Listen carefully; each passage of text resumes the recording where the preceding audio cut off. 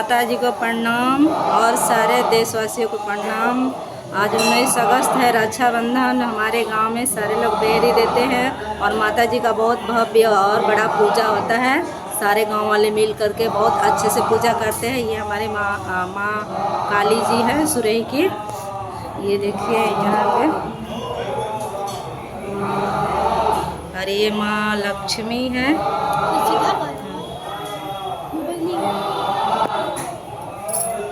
और ये काली जी है, ये काली जी है। बताओ तुम। और ये दुर्गा माँ है।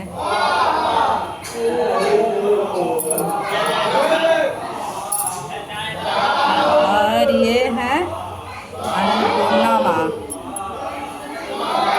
ये देखिए, ये हमारे गांव के सारे लोग हैं। देखिए कितना बढ़िया से पूजा कर रहे हैं ना। पता नहीं हमरो कहने से